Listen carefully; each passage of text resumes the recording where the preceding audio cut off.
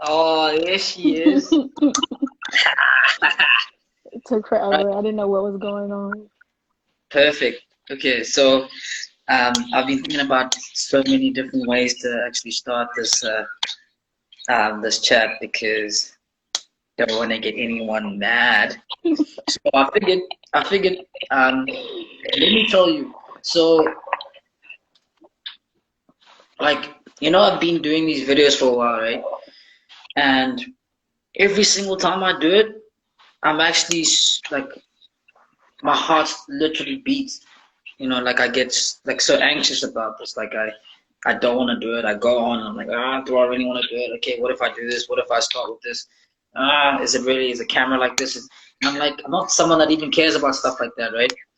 Um, but then what I always do is I just do it, and then I'm in the call now, and then like the first minute is always the hardest, and then after that I'm like, okay, cool. Whatever. And then by the time I finish it, I'm buzzing so much off my own like achievement in the sense that like I've overcome such a like I was like 30 minutes ago I was very like, "Ugh, okay, do I really want to do it?" But then 30 minutes later, I'm like, oh my goodness, like I've done it, like I've achieved it, and yeah, that's I mean, I guess we can use that as like some sort of case study for how to kind of overcome anxiety. So that's how I wanted to start this call. Oh, okay. Well, I think that when talking about anxiety, it's a little difficult to come overcome certain things. I guess Yeah. it can honestly, I feel like in order to overcome anxiety, you have to deal with where the problem originated in the first place. Um, I know for me personally speaking, like anxiety, it comes to different people in different ways. Like for me, I'll have like panic attacks or something like that. But like I'd have to know my triggers or what's going on. Sometimes if something like driving, like I've gotten in two car accidents now. And so like when I'm driving in a car, even if it remotely gets close to me, I start freaking out. So and that can be a trigger. And so I would have to pull over and calm myself down before I go into getting into a panic attack. And usually that's me feeling like I'm out of breath, like I can't breathe. It's like a bunch of different stuff that can happen with that. But I think that finding where the problem originated would definitely help. Also, therapy. Therapy is always good. I don't know what it is with the Black community and thinking that mental illness or depression or anxiety is like a joke. They don't think that it really necessarily exists. Like, yeah, so like the people in my family, like on my mom's side especially, like it also just kind of it's like the culture of your family too. Like they're straight hood, so like they don't know what depression is. They don't know what anxiety is. They're just angry. But like when you look at my mom and my dad, it's a little different. They understand a little bit better because they've learned a lot being parents. But yeah, I think therapy would definitely help with issues that derive from that. That's my Yeah. opinion on it. Just to pick up on what you said as well, I don't even think it's just the black community. I think it's communities in general. Because even you find like in I mean, different cultures are kind of like that. Even in the Arab culture, it's very much like something that you don't speak about. yeah, Certain names you don't speak about it. The Thai cultures as well, you don't speak about it. I think it's a lot of different cultures that actually have this kind of stigma, and it feels like it's like a or if I'm weak if I go and do stuff like this. If I feel anxious and my heart's racing and I'm scared and I feel weak, you find it in men in general as well, as much as you do in or not as much as in women. Women are obviously a bit more anxious than men, and that's just another. I'll have to go into another more detail with that. But I well, find that a lot of men get anxious when they even speak to women. You know, I yeah. remember when I first started talking to girls, you don't even know what to do. You breathe heavily, you do all sorts of stuff. Kind of the same things that women do as well, but then I mean you guys don't have to approach the danger. The danger kind of comes to you, so then you get a bit Yeah, definitely. Yeah, exactly. So then you can kind of get closed off, and now we have to go there to the danger, and we're like, hey, how are you doing? And then everything is then like in your response. It's either gonna go bad or go good, and you find that if you push us away, like, hey, no, what are you doing here? And it's like, oh man, I just messed this up, and then anxiety, shoots up as well, and then you find that in that instance for you, you just protected yourself, or you just felt that you wanted to act in a sort of like a dismissive manner, but then that kind of shatters us, because then when we go to the next door, we either don't go, or we first drink, because drinking is a nice way to calm anxiety, or do drugs. um, you kind of suppress all those emotions, of it makes you a bit braver, and you find that a lot of guys even these days can't even talk to girls without drinking, whereas women kind of counteract anxiety more through life things, such as what you were saying now, like a car crash, then it kind of is like a trauma to you, and you're anxious about cars. But I think the nice thing about both of those examples is the fact that you don't run away from it. Neither do men. So men don't run away from women. We kind of try to find ways to counteract it, where we try to make it work in our favor. Same like you. You don't stop driving. You keep driving, but then you understand, oh, but then if I get into a situation like this is what I need to do. Yeah, I think also me talking to my parents and, just talking to different people. I think having people older than you, somebody that you could talk to that's older than you is a good thing, because they're able to help you with situations where you find difficult. So for me, talking to someone that was like an elder in our church, I talked to her about my anxiety and things like that, and she was just like, okay, so, or even my friend, she suffers with that as well. For her, she takes medication. I do not do that, because I don't want to be like, I still want to feel emotion and things like that. I don't want to just be this walking blob. But for her, she was just like, you have to recognize what's going on, what's happening, and how long it'll take you to calm down. I didn't really, I mean, I'd had anxiety, but it didn't really get bad until I like moved away from home. And then I had my first panic attack, and I was freaking out. I was like, what is this? What is this? What's happening? And sometimes things can trigger it. Like my second worst one was when a family member passed away, and then they had to call the ambulance because I was freaking out so bad, and my dad didn't know what was going on. I will never do that again, because the ambulance, that bill was like $500. I will never do that again, and I had to pay that. So no. What is the bill, or the actual anxiety itself? Man, the bill was too much, but I was freaking out so bad. Like, there were cars that were pulled around us and everything, because no one knew I didn't know how to calm myself down. I had to learn how to calm myself down. What did you do in that situation though, then, when you were having a panic? Well, firstly, tell me what actually happens when you have a panic attack. I've never had one, so. So when I have a panic attack, usually my heart beats really fast. I might skip like a few breaths, like it'll be like that, like I'll start breathing like that. And so and then when that happens, Kind of like when chicks see me. no. I don't know where you got that from, but no. But Yeah. that happens, and then my face gets, like, I get really hot. And so when in that situation, like my dad can just hear me in the back, like struggling to breathe. It's almost like an asthma attack, almost. It literally feels like you're dying, like you're gonna die, and it's not gonna stop. Like, so my dad is in the back, he's panicking, he's like, I don't know what to do. And so he's like helping me, he's like ripping off my jacket, because I'm like holding my chest because I feel like I can't breathe. And so then my brother is calling the ambulance. And so I also think that like medical professionals, they don't take that seriously either, because I got in the ambulance and they were like, oh, you had a panic attack? What? Why did you call us for this? We thought you were dying. We thought you were going to get some action, and you sitting here just breathing heavily. Yeah. And I'm like, these people are so mean. Yeah, So I think mean. I think also because medical personnel they don't really regard uh, psychological disorders as a medical Yeah, emergency. as an emergency. Yeah, like only if you're like kind of in a facility and you're and something is You of have to be danger. literally crazy for them Yeah, to take you is of seriously. danger. But if you're like, if you're depressed, it's like, well, come to us.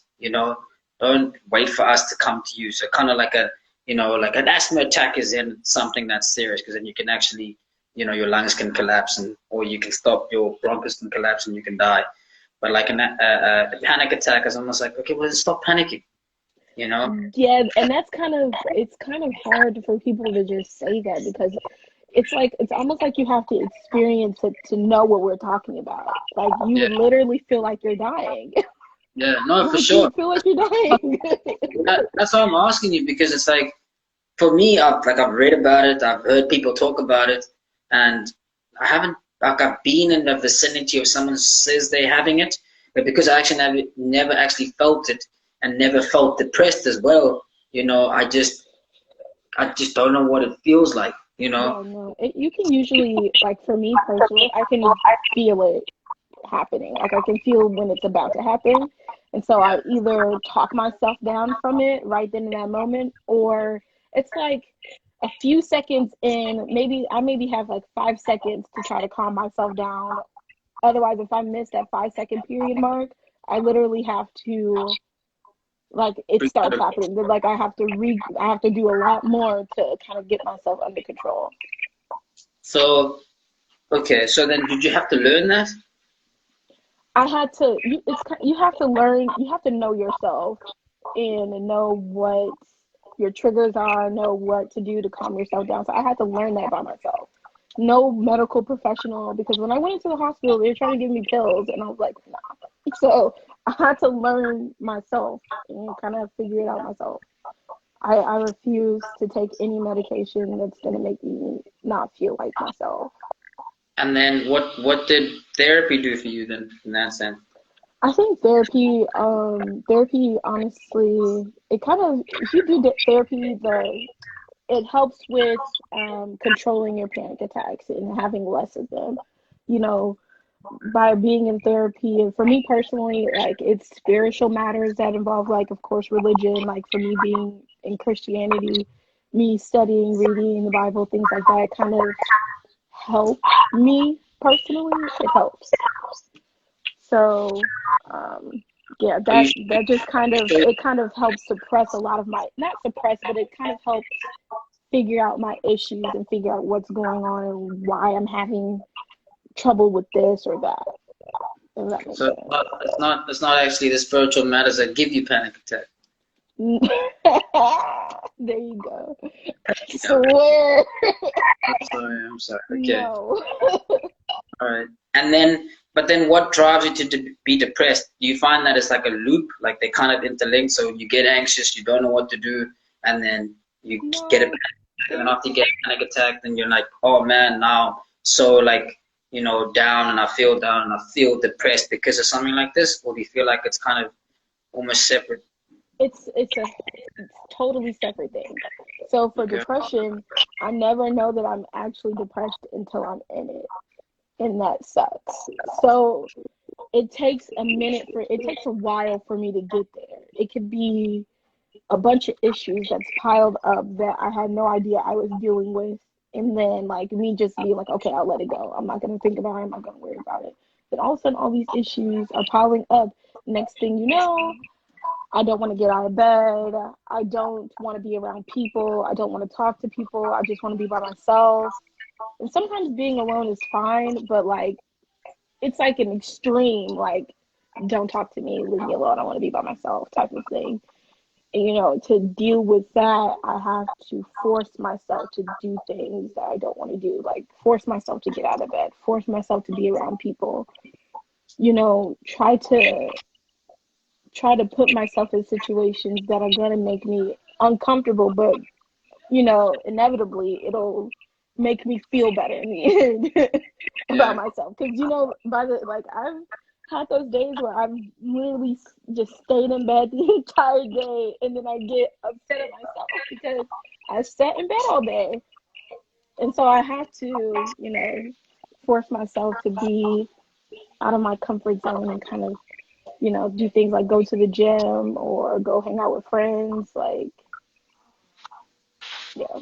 Do you find that there's specific things that you have to do for depression as well to get out of it? Yeah. I feel like, once again, therapy, that's always a good option. Hmm. But just talking with people, like being around people, especially if being depressed is depression, there's plenty of different depression like things that people go through with depression. For me, it's me isolating myself. So the more I isolate myself, The more the depressed more you get. depressed I get. So I have to not isolate myself.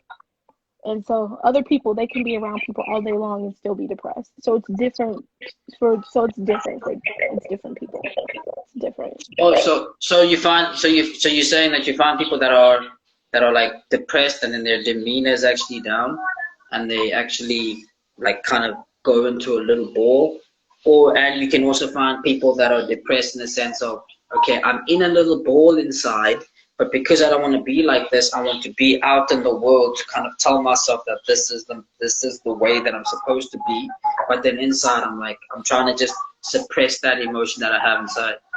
Yeah, Just there's different things for different people. So like for me personally, I like curl up into a ball and I like shut everybody out.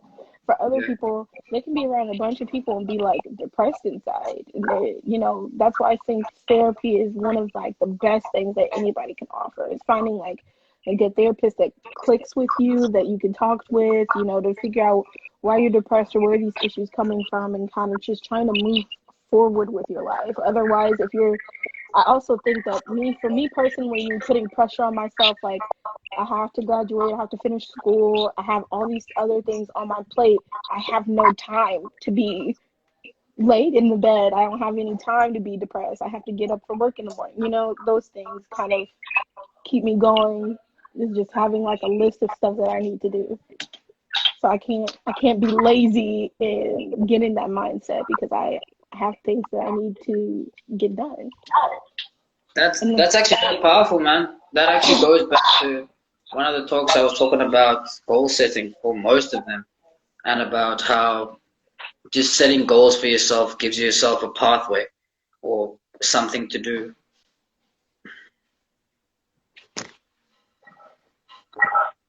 Still there? All right.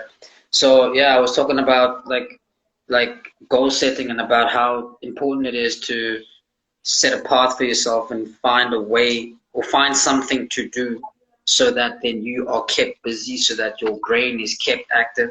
And it might not be something that is like you're going to directly go there or be there, but it's some place that you can find a direction. Because if you don't do that and you don't make your goal specific enough, then you kind of just wander everywhere and then you get lost in your own mind and then you don't know who you are. You don't know who everyone is in relation to you, and that's kind of then the beginning of a lot of negative things, a lot of anxiety, a lot of depression, because then you find that you've been. It's almost like if you go to school and you don't know what to do at school, you don't know what to become, then you study for 4 years and then you change your mind, and it's like, man, I wasted 4 years of my whole life and I still don't know what I'm gonna do. That drives you more into a depression, you know, or into an anxiety type mindset. But if you formulate your own self and you kind of find out what you want to do, who you are, why you want to do that, why you want to be that, and then you get there and then it's a positive reinforcement, then you find that then you're less anxious, you're less likely to be depressed because of that. yeah, I think not knowing who you are very much so contributes to depression and anxiety. If you don't know who you are, you're not, it's kind of hard to get yourself out of the funk. I also want to say though that it's not like all these emotions that we have is not actually a bad thing up until it's a bit too much of something.